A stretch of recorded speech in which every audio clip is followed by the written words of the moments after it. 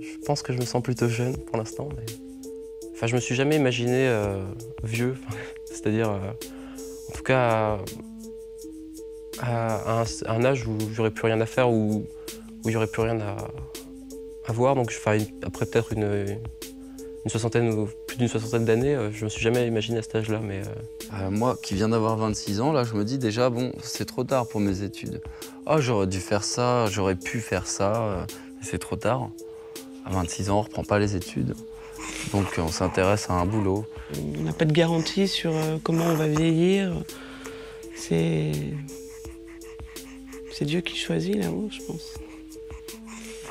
Avoir des enfants aujourd'hui, parce que j'en ai 2, et ça me donne également ce sentiment de jeunesse. Je peux pas... J'ai un petit garçon de 2 ans, donc je ne peux pas me considérer vieux. Je suis longtemps restée à 27 ans. Ensuite, j'ai eu ma seconde fille, j'avais 30 ans, et donc je suis montée gentiment jusqu'à 37, 38, et je suis restée. Donc voilà. Dans la vie, on grandit. Jusqu'à l'âge peut-être de 18 ans, on grandit de façon extérieure. On grandit en taille, en poids, les traits changent. Et après, peut-être ça se stabilise un peu plus, et puis on est pris dans la vie. Et après, on continue, on doit, je pense, si on veut bien vieillir, grandir, mais de façon intérieure. Je pense qu'il y a des étapes de la vie, hein, et qu'à chaque étape, on a une fonction. Et c'est accepter justement que notre rôle change. Ce qui désavantage quand même nettement le vieillard, c'est le physique, c'est pas l'intellectuel, c'est pas le moral. L'intellectuel, ça va, on peut encore se défendre, mais bon, physiquement... Je pense qu'il n'y a pas d'âge, pour à un âge qu'on peut dire qu'on est vieux. À l'orée de son existence, chaque être humain est programmé pour parcourir les étapes de la vie et franchir les degrés des âges. De l'adolescence à l'extrême vieillesse, il sera confronté à des seuils qui le feront avancer inexorablement. Je sais pas, j'ai l'impression d'avoir raté ma jeunesse. Il s'éloignera d'abord de ses parents. Un jour, il prendra conscience qu'il ne sera pas toujours jeune et que le temps agit sur lui. Je me sens pas vieux. Il aura peut-être des enfants et il perdra sûrement ses propres parents. Peu à peu, ses capacités de séduction et ses performances physiques s'altéreront, quand bien même serait-il un athlète d'exception. Moralement, on est jeune. Est-ce que moi je suis vieille, par exemple? Après 60 ans, il se retirera de la vie active et sans doute un jour décidera-t-il d'entrer dans une maison de retraite. Un peu dans leur monde. À travers les témoignages croisés de 9 d'entre nous, nous avons cherché à comprendre ce que c'est que vivre son âge et savoir vieillir.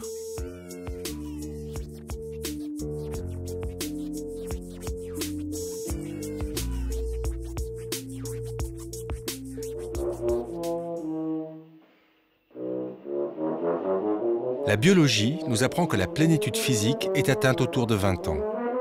Patrick en a 19 et vient de quitter la maison de ses parents pour s'installer à Paris. Il poursuit en effet des études musicales. Une nouvelle vie commence. Que veut dire le mot de vieillir pour un garçon de cet âge? Est-ce donc le premier coup de vieux que de quitter le nid familial?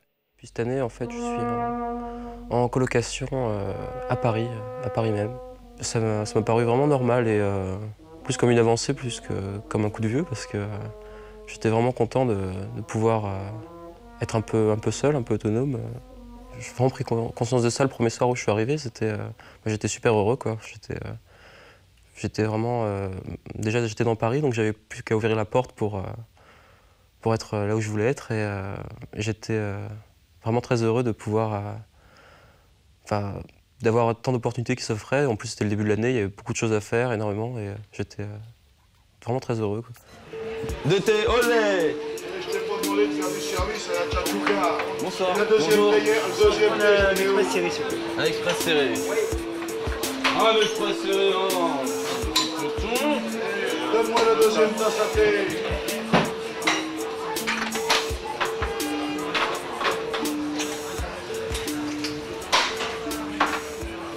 Ces 5 dernières années, ça a été les années où tu grandis à une vitesse. Tu fais plein de trucs entre 20 et 25 ans. C'est pas la même chose qu'entre 10 et 15 ans. Entre 10 et 15 ans, je sais même plus ce que je faisais. Enfin, je faisais les 400 coups avec mes copains à la campagne, puis j'allais à l'école, voilà. Entre 20 et 25 ans, j'habitais en Angleterre, en Espagne, en Italie, en machin, en truc, j'ai bougé partout. Il y a un âge où ça va, où tu as l'impression de vieillir beaucoup plus vite. Entre 25 et 30 ans, enfin je pense 25, 26, 27, 30, ces années-là, c'est les années où on se dit, bon bah il faut vraiment construire quelque chose, parce qu'à 30 ans, avant mes 30 ans, il faut que ce soit carré, quoi. Enfin, faut qu'arriver à 30 ans, je puisse être tranquille, avoir une situation stable, être avec quelqu'un. Bon, pas forcément être avec quelqu'un, mais je sais pas. Passer avant les 30 ans, en fait. On se donne avant 30 ans pour tout réussir. Vaut mieux. Oui, oui, ça en est une, je crois. Pour Yves et Nadine, la prise de conscience de leur âge s'est faite lors d'une panne de voiture, une nuit de brouillard.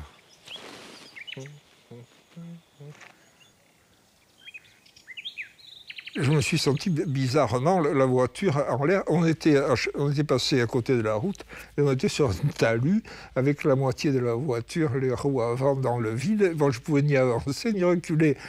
On est descendu, un type nous a vus, s'est arrêté tout de suite, de ces gens comme j'aime en rencontrer, actifs. Vous inquiétez pas, je suis un ancien pompier, j'ai la torche qu'il faut, la torche électrique. Il a commencé à faire plein de signes, il a téléphoné, j'appelle les gendarmes, il a appelé tout le monde. Et alors, jusque-là, on l'adorait. Mais tout s'est gâté quand il a téléphoné, il dit, vous permettez, j'appelle mes parents. Il appelle ses parents, il leur dit, bon, écoutez, je serai un peu en retard, là, parce que je suis en train de dépanner un papy et une mamie qui sont alors là pour la femme, ça a été l'horreur, comment se faire traiter de papy et de mamie, alors qu'on est multi-grand-père et grand-mère, mais là, c'était insupportable.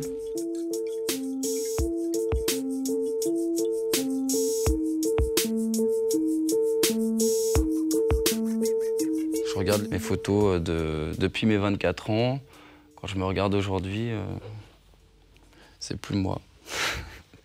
J'ai la barbe qui pousse plus dense. J'ai des petits cernes en rentrant de soirée. Je fume trop, alors c'est vrai que ça se voit sur mes cheveux. J'ai plus cette peau de bébé que j'avais il y a encore un an. Enfin, je pense que c'est plus... disons que j'en ai pris conscience maintenant, en fait. J'ai pris conscience que je vieillissais.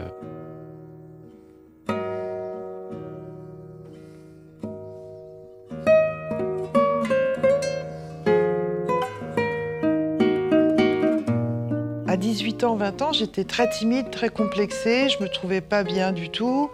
Et puis c'est l'âge en même temps où on est très ancré dans le physique quand même. Alors je ne comprenais pas trop cet intérêt assez important que certaines personnes avaient envers moi. Et tout ça, ça défilait trop vite. Ah tiens, celle-ci. Ah ben oui, j'avais à peu près le même âge d'ailleurs.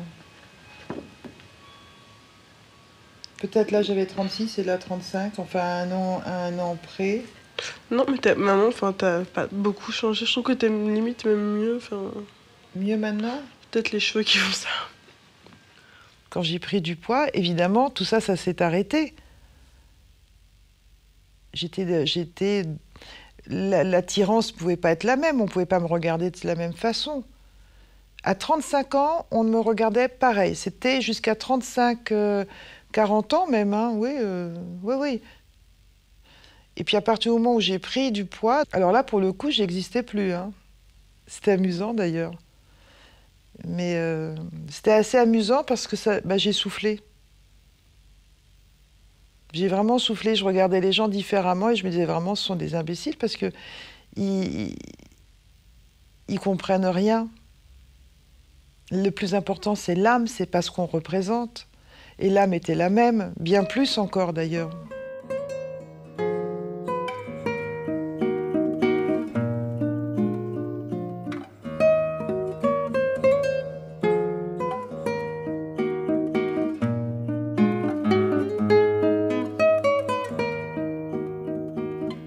On est quand même dans une société qui est terrible, hein, où le corps, c'est une espèce de cathédrale, où on la loue, on la respecte, on l'entretient, on se bousille la santé pour rester beau et musclé. Enfin bon, je veux dire, c'est impressionnant quand même tout ça.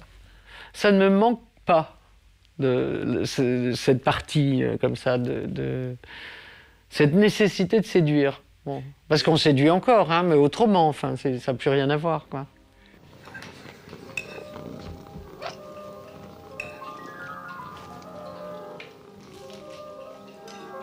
Un petit au yaourt, à travers les sécateurs.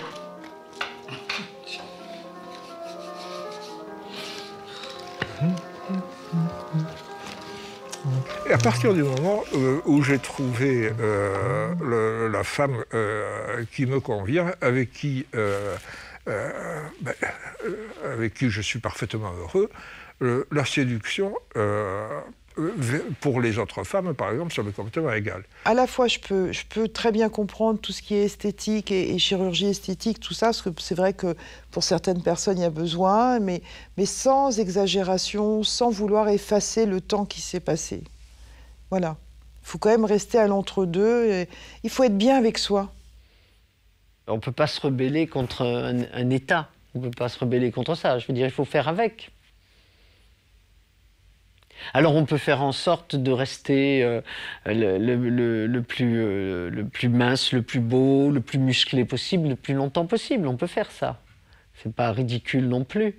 Mais je veux dire, il faut aussi, il faut que dans sa tête, les choses c'est pas parce qu'on arrive à garder un corps de quelqu'un de 40 ans ou de 50, quand on en a 60 ou 70, qu'il faut se prendre pour quelqu'un de 40 ans ou de 50 ans.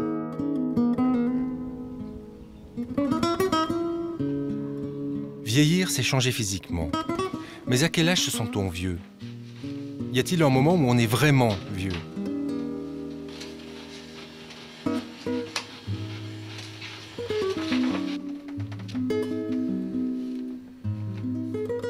Je me sens plutôt jeune, mais bon, je veux dire, je me sens plutôt jeune dans ma tête.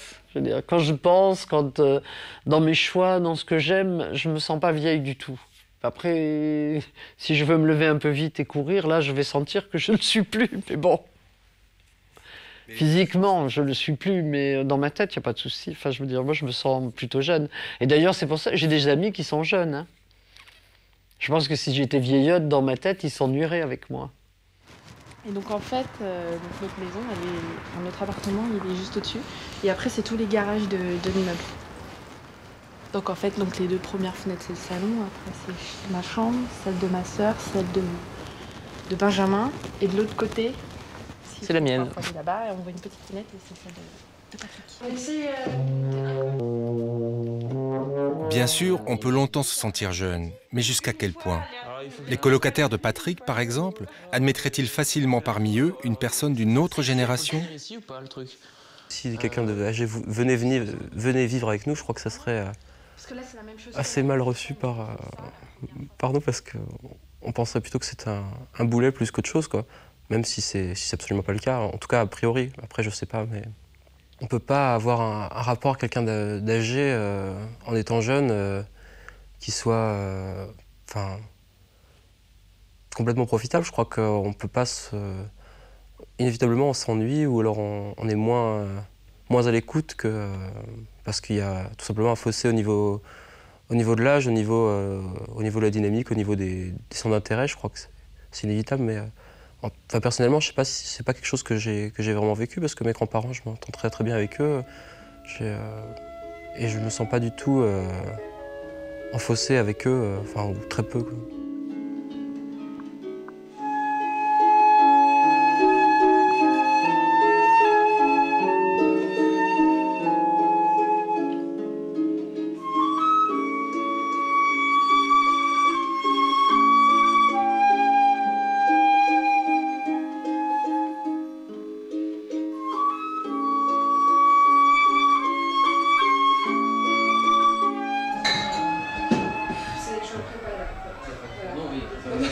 Non, mais c'est... Non, bien sûr, non, mais c'est justement, j'aimerais bien qu'on fasse.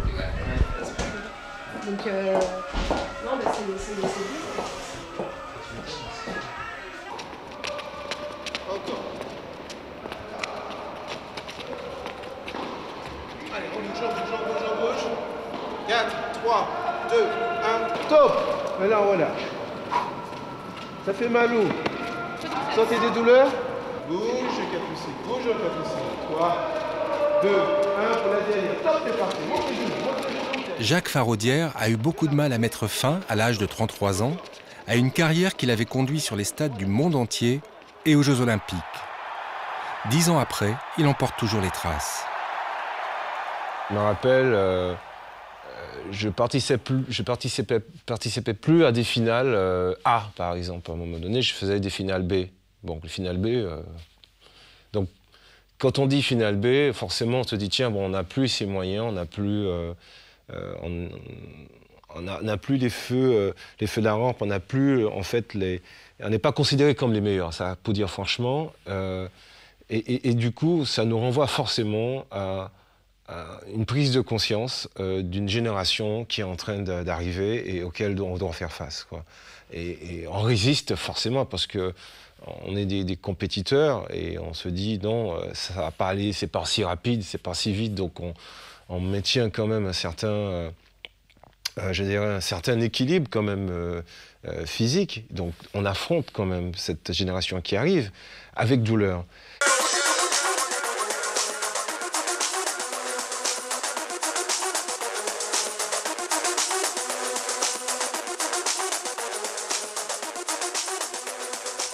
Il y a des phénomènes de mode, comme on voit aujourd'hui, la tectonique. Donc ça passe par l'habillement, ça passe par une culture musicale aussi. Et c'est vrai que moi, qui suis pas beaucoup plus vieux, je me sens complètement dépassé. Je me sens d'une autre génération. J'ai plus les repères que j'avais à leur âge, quoi.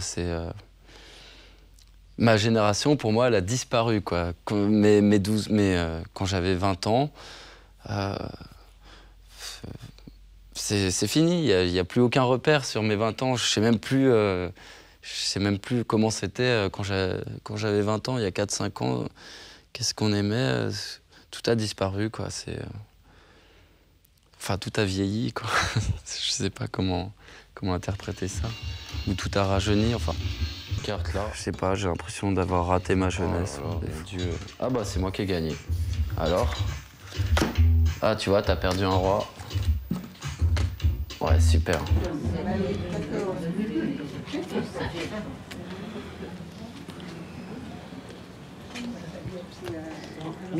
Mokrane a 79 ans. Il a un profil un peu particulier puisqu'il a choisi d'entrer en maison de retraite dès ses 60 ans pour éviter la solitude.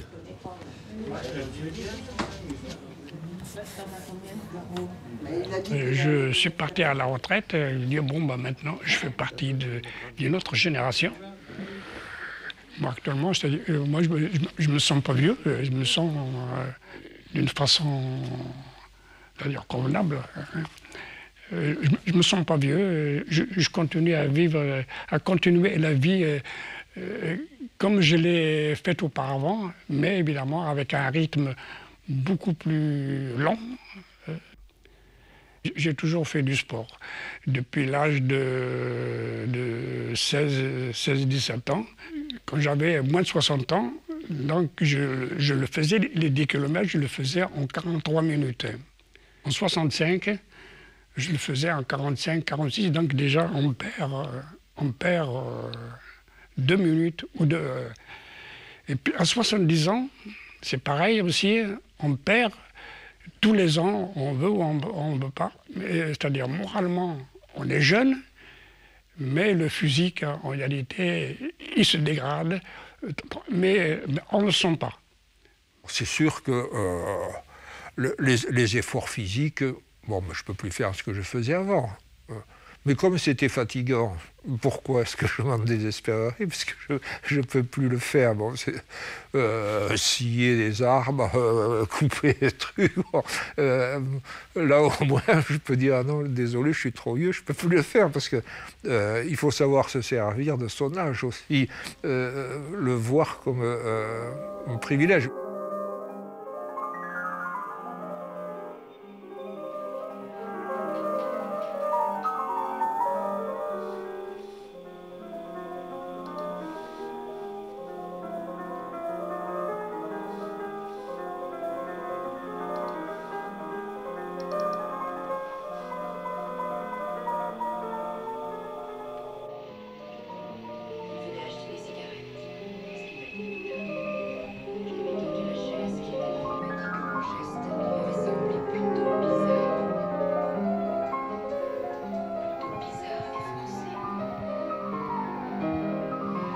Tous les gens que je connaissais et que j'avais vus partir à la retraite, très souvent, ils sont tombés malades après, et très malades, quelquefois même gravement. Et ils ont eu du mal à se... Et c'est vrai que le fait de ne plus être en activité, c'est pas forcément évident à vivre.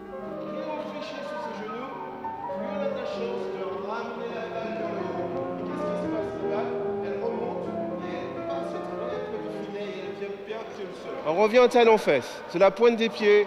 J'active les bras et hop. Et j'y vais.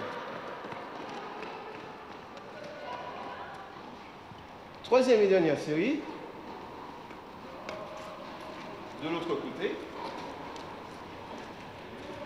C'est l'inconnu quand on arrête une carrière parce que on se rend compte que toutes ces habiletés qu'on a pu acquérir dans la pratique sportive, on ne sait pas du tout les transposer dans une vie future. Donc il faut réapprendre, il faut à partir de ce qu'on est, bien sûr, parce qu'on ne part pas vraiment de zéro, mais on a l'impression qu'on part de zéro. Mais on est quand même dans une telle déception, je dirais un tel désarroi de devoir s'arrêter aussi brutalement une carrière qu'on n'a pas le temps de prendre autant de recul. Il ne faut pas que ça nous tombe dessus, parce que le problème de la retraite, c'est que ça nous tombe dessus souvent. Il y a un moment où il est temps d'arrêter, donc on arrête. Pendant 3 ans, j'étais en pré-retraite progressive, c'est-à-dire que je travaillais à mi-temps.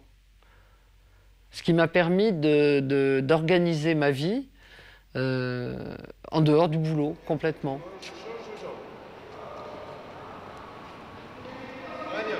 Ça continue parce qu'il y a une deuxième carrière, il y a une deuxième vie après ma carrière.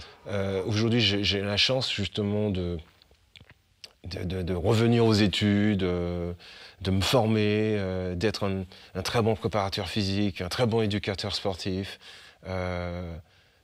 Je vois beaucoup plus loin, je planifie plus facilement parce que je suis moins obsédé par cette performance qui me taraudait à l'esprit, qui m'empêchait de vivre. Aujourd'hui, je prends plus de recul.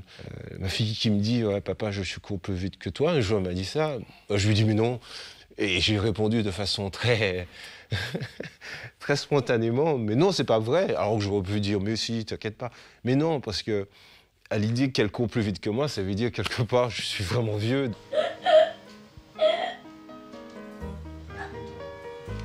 Quoi? Alors, on va aller chercher le petit Martinou. On va faire une... Scooby-Doo!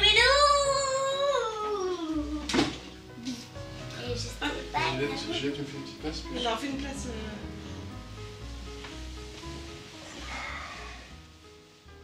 De devenir mère, ça fait forcément replonger dans l'enfance, dans comment on a vécu son enfance au travers de ses parents, au travers de l'éducation reçue par ses parents. On a envie d'imiter un peu sa mère, d'imiter un peu son père sur des points, d'autres non. Là, après, c'est une question de choix et aussi de manière de vivre. J'avais un peu une vie un peu à sortir le soir, etc. Faire un peu la fête à pas d'heure. Faire un peu n'importe quoi aussi. Un peu cette jeunesse inconsciente. que j'avais encore jusqu'à la rencontre de Nicolas. J'en ai aussi partagé un peu avec lui au début. Après, on s'est assagi, on s'est posé. Et ça a été un peu plus équilibré. On prend conscience qu'on est responsable de quelqu'un. Oui, il y a un côté... on arrête les conneries, en fait. Disons, les choses sérieuses commencent vraiment, quoi. Quelque chose qui dépasse le simple cadre du couple, dans son caractère un peu égoïste, et l'impression de passer à quelque chose d'utile, après avoir pris le temps de prendre du plaisir et de s'occuper de soi. C'est vrai qu'il y a le sentiment de passer à quelque chose d'un peu plus large. On se rend compte qu'à l'âge d'avoir des enfants, on n'a plus l'âge de faire la fête toute la nuit, donc quelque part le sacrifice il diminue, parce qu'on n'est plus en état de profiter des mêmes choses qu'avant. Les photos, j'avais avant votre naissance en fait. Il y a un peu de tout là. Ah oui, déjà là, tu vois. Tu les as vues celles-là, je crois? Ouais, un peu. Pas belle, hein? Mais toi, tu les as peut-être vues, non? Ça, tu m'avais vu? C'est toi? Oui. Tu ressembles à un phoque. Maman. Oh, bah non, j'étais belle. En fait, là, j'avais le crâne plat un peu. T'avais ça, quel c'est âge, moi aussi. si, hein? Ouais, ça, c'est assez récent. J'avais 27-28 ans. Ah, c'est récent, t'appelles ça récent. Bah c'est-à-dire que j'étais pas enfant, quoi. C'est pas récent du tout, maman. Mais tu ressembles à un phoque, là. On est bien, on a des rides. Et tout? On a les cheveux blancs. Née au Québec, Anne a fondé une famille en France, laissant ses parents en Amérique.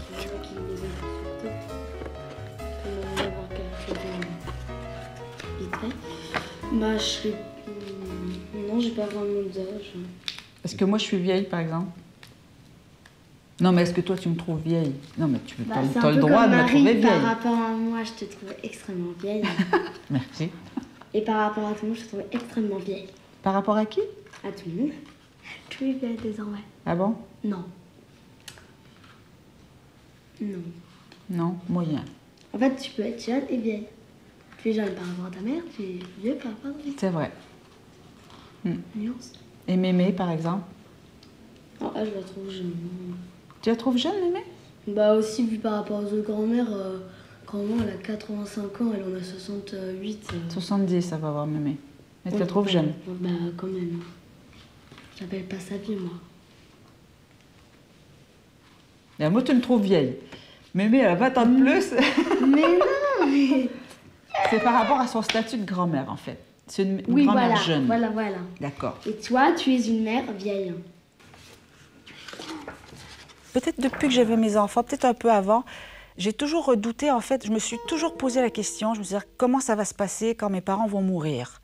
Parce que j'étais loin, et je me disais, est-ce que je vais pouvoir être à leur chevet quand il faut?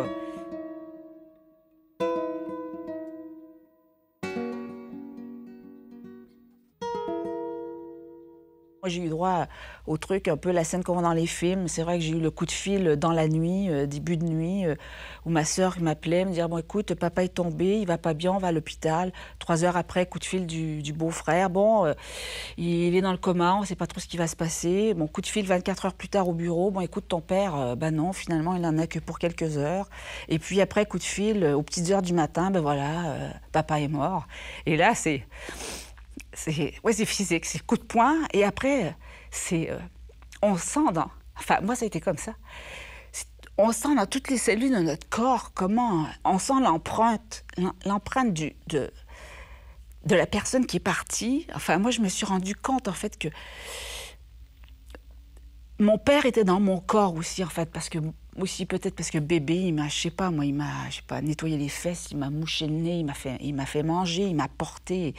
Et on est imprégné des personnes qui nous aiment et qu'on aime. Et je crois que c'est pas que mon père, je crois que c'est tous les personnes qui nous sont proches. Et on sent la force de ce lien et qui est physique aussi.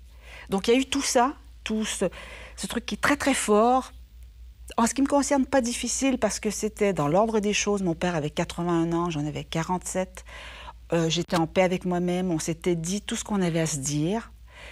Donc, c'est un moment que j'avais redouté. Et en fait, Quand j'y repense, ça me fait penser à une phrase donc, dans un livre de Christiane Singer où elle dit « Rien ne se passe jamais comme tu l'as voulu ou craint. » Souffle.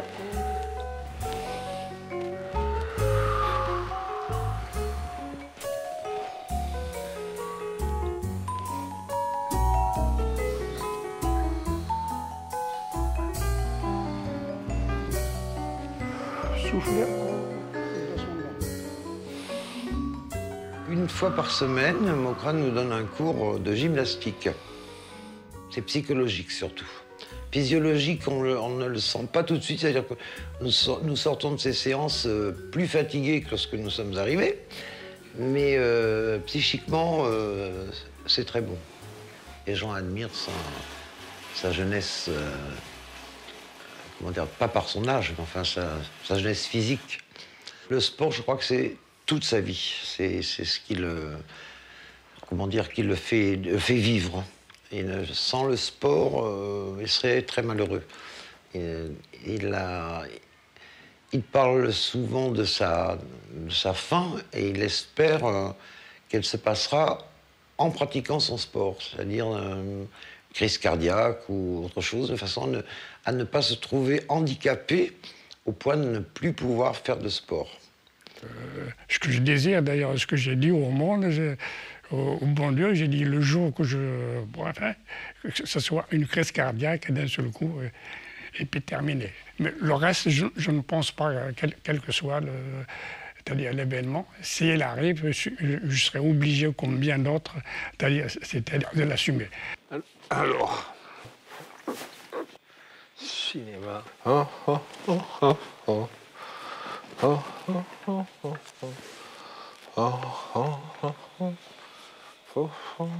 Pourquoi perdre son temps pour quelque chose dont on ne sait même pas si on va y arriver?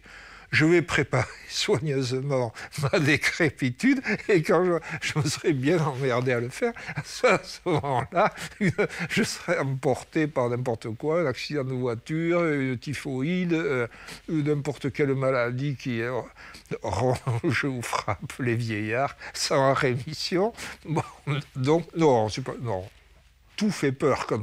Si on commence à y penser, quand on est vieux, tout fait peur. Et heureusement qu'on ne peut pas choisir, parce qu'on te donne à choisir le cancer du poumon ou le cancer du côlon, Alzheimer, et toutes ces choses qui sont là. Donc tu ne sais pas laquelle tu as tiré au sort. Bon, il vaut mieux qu'on n'ait pas à choisir. Hein. Bon, tout le monde, bien sûr, tout le monde choisirait la crise cardiaque fulminante, mais il n'y en a pas assez pour tout le monde. Il faut aussi qu'il y ait des preneurs pour les autres fins de vie. Ce serait absurde de dire « j'y pense jamais ». Il m'arrive d'y penser, peut-être en me rasant le matin. Parce que, en me rasant le matin, je me vois dans la glace et je me dis « oh là là, c'est quand même pas...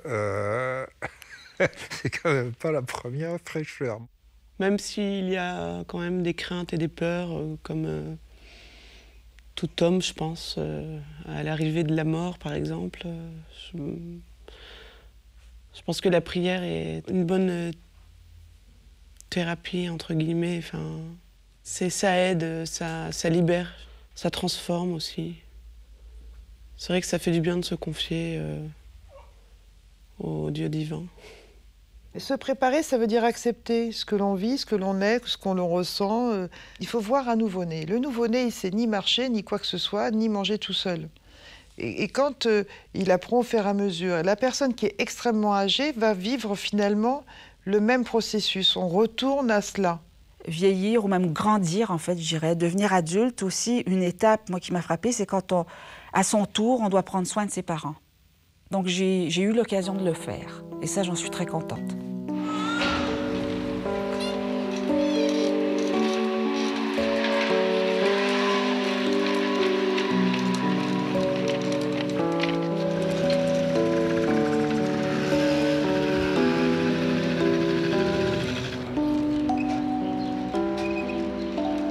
Quelquefois, je dis à Juliette, tu verras, quand je serai vieille, il faudra que tu me fasses manger, il faudra que tu m'aides. Et là, bon, elle comprend pas trop. Je crois qu'elle a fini, là. Elle m'a toujours dit, juste parfois, justement, en rigolant, je lui dis, bon, tu t'occuperas de moi quand je serai vieille. Elle m'a dit, pas du tout, tu te débrouilles. C'est agréable.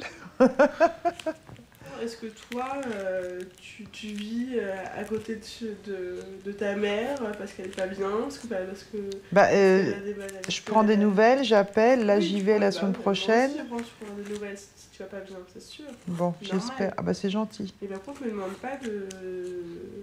Voilà. Bon bah voilà, je serais une pauvre femme abandonnée. Non mais il me demande pas non plus, enfin, je le ferais si... J'ai pas envie d'aller dans une maison de retraite, par exemple. J'aimerais bien pouvoir être chez moi, dans une petite maison. Et c'est vrai que je trouve qu'à notre époque, enfin, dans notre culture, maintenant où on habite aussi peut-être des petits appartements, des petites maisons, on est plus prêt à prendre les parents chez soi. C'est plus comme à l'époque où il y avait 3 générations dans la même maison, encore que ça devait générer des tensions aussi. Mais il y a plus ce mélange de générations, donc ce qui m'inquiète un peu, ce qui m'angoisserait, c'est peut-être me retrouver effectivement seule. Plus la solitude qu'autre chose. C'est vrai que l'idée de me retrouver bloquée de partout, oui, ça me fait peur, ça, bien sûr. L'idée d'être dépendante de quelqu'un, ça, je l'accepterais mal, mais bon.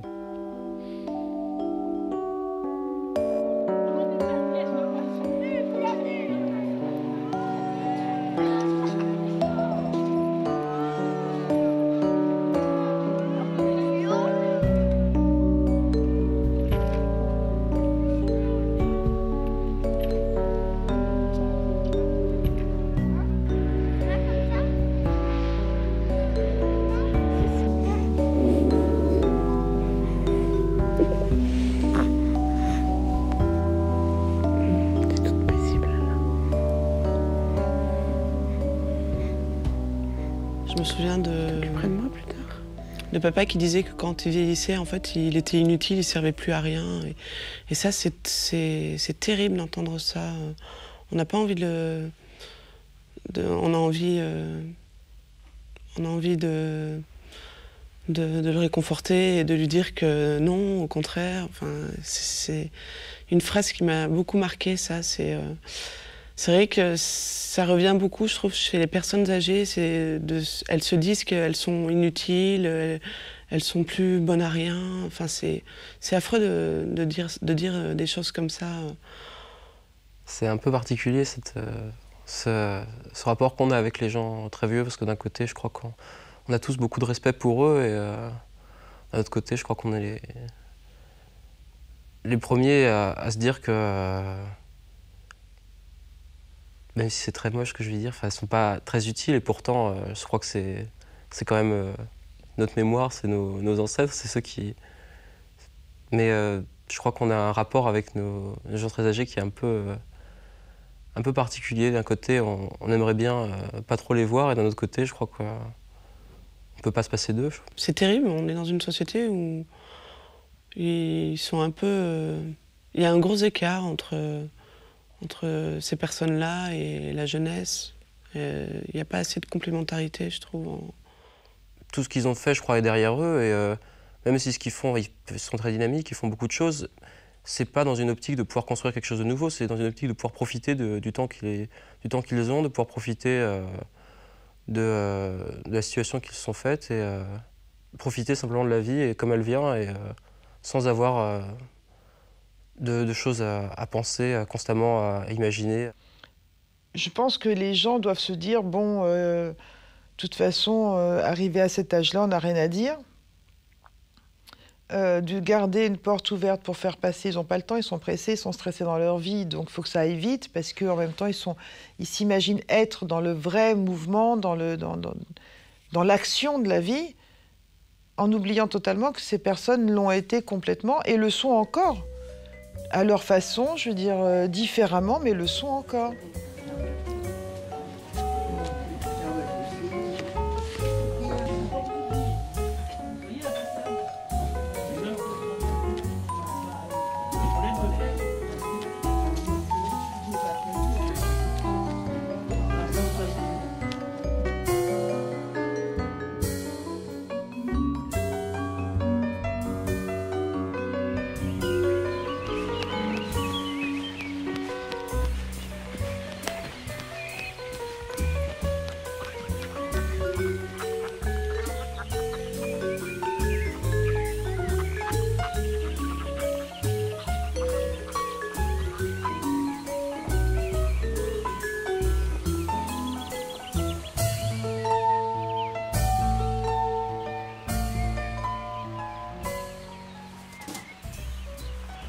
je regarde toujours le côté positif. Est-ce que je peux servir encore à quelqu'un d'autre?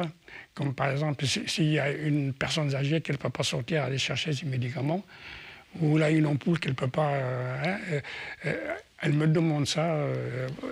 Ça, pour moi, c'est une satisfaction.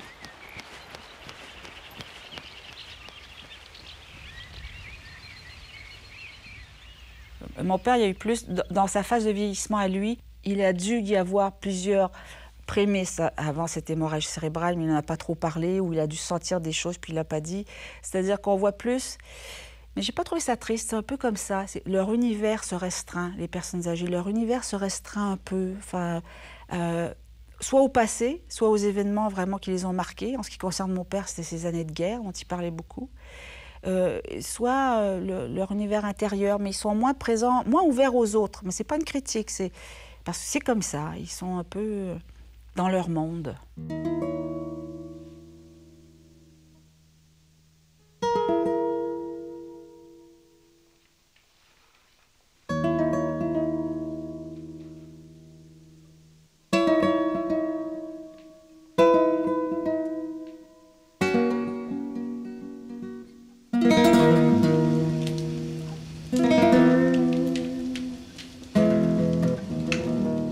Même dans une vie apparemment rétrécie aux yeux des uns ou des autres, je pense que les personnes qui sont dans cette vie doivent y trouver un certain plaisir et pas seulement de la tristesse, en tirant le fruit le plus agréable de ses propres occupations, peut-être de ses pensées, et je ne le vois pas du tout comme un rétrécissement.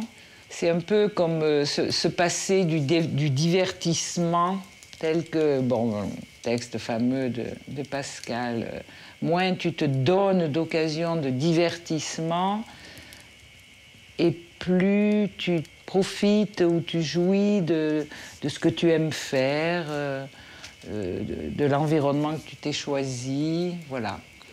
Je pense que plus on se dépouille de tout ce qu'on a fait, plus on se sent libre. Je sais pas, tu as ton âme, entre guillemets, pleine de ce que tu as fait. T'as plus envie de le refaire. Ça va, c'est fait. Tu as une sorte de plénitude intérieure quand même. Tu regrettes pas, tu vois pas ce que tu as raté, sauf tout ce que tu n'as pas fait. Mais dans ce cas-là, alors tout le monde est sans arrêt frustré de tout ce qu'il ne fait pas.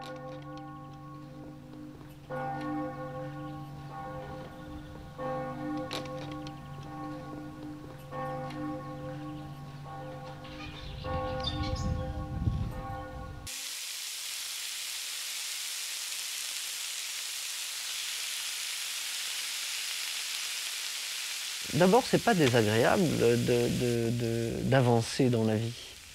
C'est pas désagréable.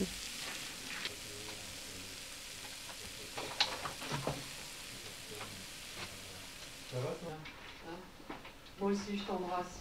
Moi, quand je regarde derrière moi, je ne suis pas mécontente de mon parcours. Il n'y a pas beaucoup de choses que je regrette. Je veux dire, j'ai l'impression d'avoir construit ma vie, même si quand j'avais 20 ans, je ne savais pas ce que j'étais en train de faire. Et en fait, quand on regarde derrière, tout ça se tient, il y a du lien, c'est construit. Jeune, c'est quelqu'un qui est encore prêt à faire des choses et qui a envie aussi, qui en a le désir. Qui veut découvrir, qui veut avancer, qui veut apprendre. Je pense que ça peut ne jamais s'arrêter, ça. Mais après, on est freiné par notre disponibilité, par notre mémoire, par notre arthrose, par toutes ces choses un peu bêtes qui viennent se mettre là où on n'aurait pas envie forcément que ça arrive. Mais bon. Je me sentirais vieille le jour où je n'aurai plus de projet, moi.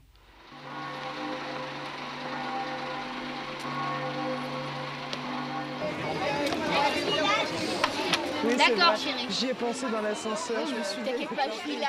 J'ai encore tellement d'années devant moi à faire au niveau des études de ma dernière que quand on me parle de maison de retraite, je me dis mais de quoi on me parle, de quel monde? Juste il faut me laisser le temps de faire ce que j'ai à faire, de passer les classes. CP, CE1, CE2, CM1, CM2, voilà, 6e, tout ça, c'est important. Peut-être que ça aide que d'avoir des enfants un peu plus tard, justement. Ça aide. Je pense que ça donne une nouvelle énergie, quelque chose qui nous pousse et du coup, on garde et le moral et l'espoir et tout, quoi. C'est magique. À faire pour ceux qui ne connaissent pas. Hein. C'était moi, maintenant c'est fini. Et le plaisir que je peux avoir, ça peut être par exemple ma fille à qui on lui donne encore des qualités, on lui transmet des qualités incroyables. Peut-être que c'est grâce à moi génétiquement et ça me ferait énormément plaisir qu'elle fasse la même carrière, voire plus loin, qu'elle aille plus loin que moi. Et je crois que je serais encore plus heureux que moi-même je l'ai été à un moment donné. Vous avez bien retrouvé? Ouais.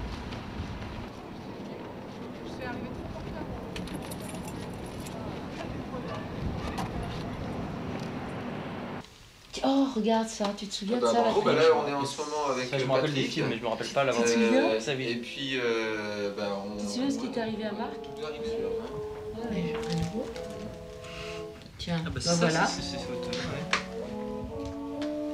Patrick, si tu as des élèves, tu leur feras faire des choses comme ça. Des chorales? Oui, bah Ouais. forcément, oui. C'est bien. Tu vois, c'est sympa. Jouer en groupe, c'est vraiment ce qui est super. Ouais. Là, on tombe sur le biais.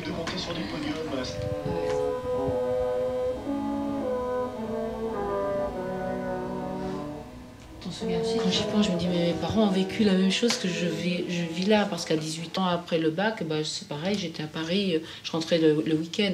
En fait, c'est la reproduction. Peut-être que c'est ce qui me fait penser que c'est naturel, mais néanmoins, petit à petit, bah, effectivement, la présence, elle sera quand même certainement moindre dans les années, mais c'est la destinée des enfants, je pense. De s'éloigner à un moment donné des parents aussi, je veux dire physiquement, mais pas par la pensée. Mais c'est vrai que là, c'est ce que j'ai vécu aussi. Et je me dis finalement, les choses vont vite. Je crois que c'est plutôt eux qui se sont sentis passer un stade, parce que moi, il y a toujours mon petit frère, je crois qu'il y a encore 2 ans de moins que moi, mais je pense que quand on sera tous les deux partis, je crois que ça sera encore quelque chose de très différent pour eux, beaucoup plus que pour nous.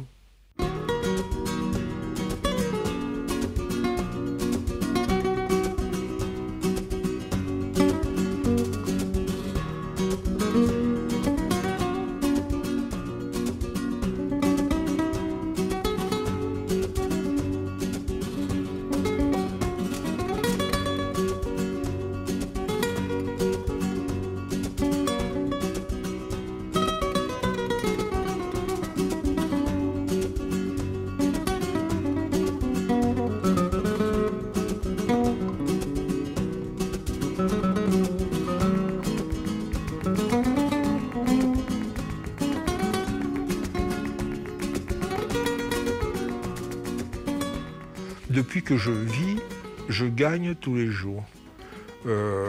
Qu'est-ce que j'aurais perdu dans ma jeunesse? Bon, ma jeunesse, je me suis beaucoup plus ennuyé dans ma jeunesse que dans mon âge mûr et que dans ma vieillesse. Donc je ne vois pas ce que je pourrais regretter de ma jeunesse. Qu'est-ce qu'il y avait dans ma jeunesse? Il y avait ce qu'il y a dans toutes les jeunesses.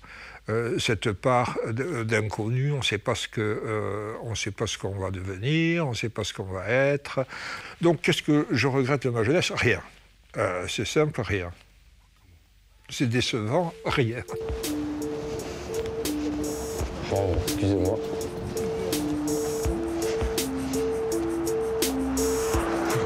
J'essaie de pas trop y penser. J'essaie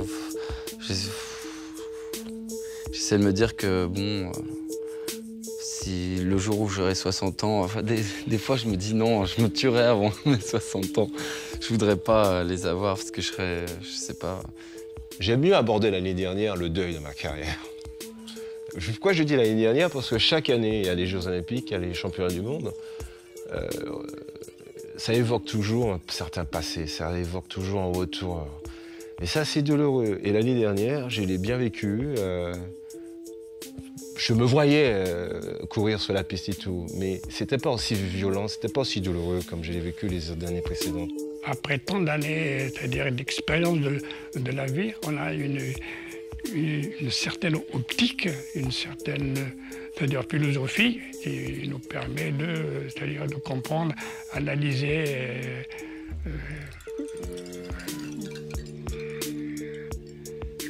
comment que la vie c'est-à-dire va au-devant. J'ai gagné en sérénité, quand même, oui. Donc du coup, je peux... Ben, je suis sage sans être chiante. Je ne sais pas si je suis claire. Hein, je suis pas raisonnable, mais c'est ça, c'est sage sans être chiant. Ça veut dire que je peux écouter les gens, je peux les conseiller.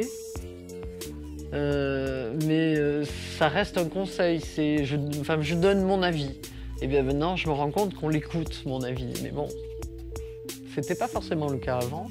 Chaque fois que j'ai pu, c'est pas toujours possible, mais chaque fois que j'ai pu rire d'une situation,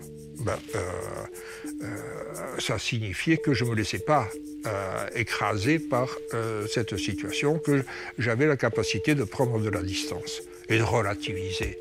Je me vois âgée. En général, quand je me vois âgée, c'est toujours 80, aux alentours de 80 ans. Et je trouve ça vachement sympa. Encore une fois, c'était très égoïste, mais j'espère que j'aurai pas à revenir à un stade auquel j'étais il y a quelques mois ou quelques années. J'espère que de plus en plus, je vais pouvoir être de plus en plus indépendant dans l'avenir. Pour l'instant, c'est encore d'une certaine manière grandir parce que